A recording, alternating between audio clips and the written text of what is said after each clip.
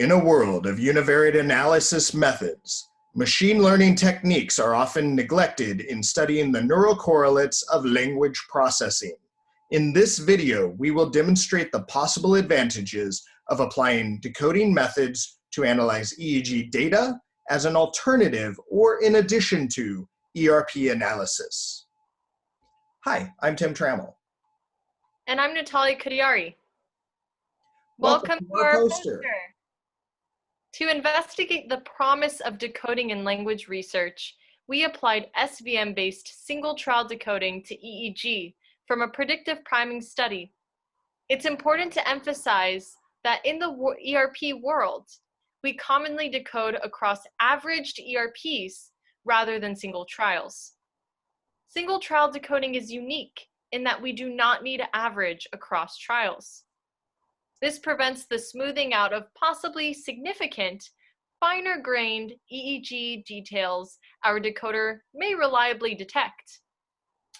Here, we decoded prediction accuracy and animacy for two purposes. First, large components, like the semantic-related in400 or the error correction-related post-in400 positivity, also known as the PNP, are clearly present in our ERPs when subjects do not predict the target word. Decoding robust effects like these is the first check to see if single trial decoding methods can in fact significantly decode language processes in EEG. We can then ask the following question. Can we identify areas associated with semantic content like animacy across time? Our methodological study supports the concept that single trial SVM decoding can reliably categorize EEG trials for both prediction and animacy. Now back to Natalia. Thanks, Tim. Let's dive into our methods. We collected 13 subjects using a predictive priming paradigm comprised of 320 related and 160 unrelated word pairs. We were able to label each word according to animacy post hoc. Shown in Figure 1, subjects were presented a prime word and were to actively predict the following target word. They would then report via button press whether or not they had predicted the target word during a query window.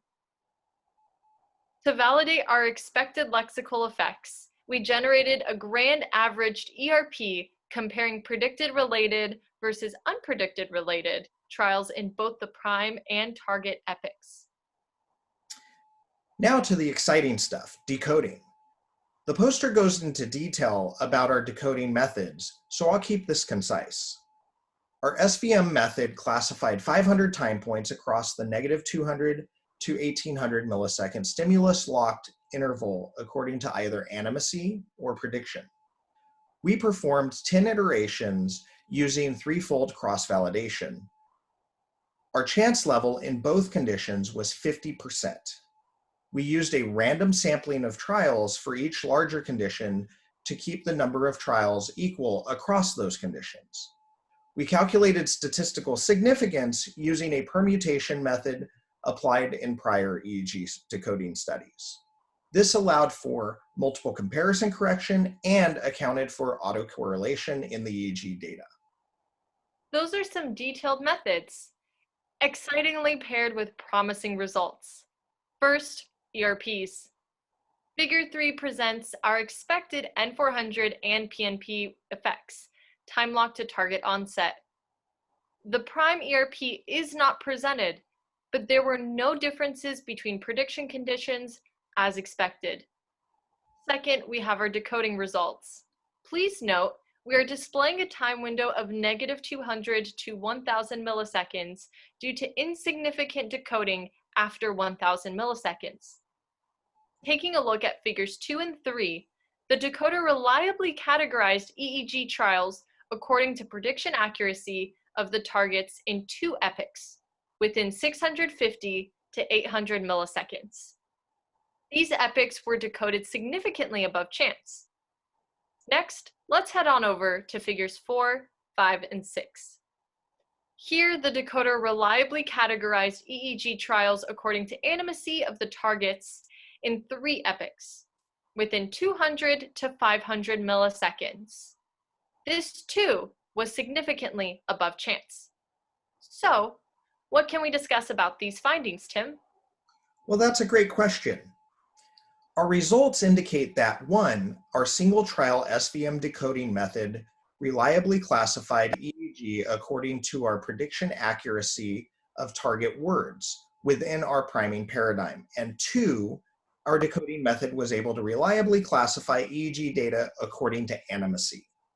We were able to validate our method by significantly decoding both robust semantic neural components and semantic content.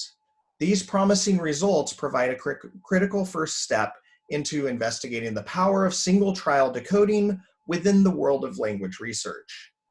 For future studies, we look forward to examining if we can decode the exact nature of information that's anticipated during word processing. Even with a paradigm not ideal for decoding animacy and a small sample size, we see some pretty promising results. Yes, we do. We're eager to run our decoding method on data from animacy-specific tasks with more subjects and greater statistical power. Thanks for tuning in.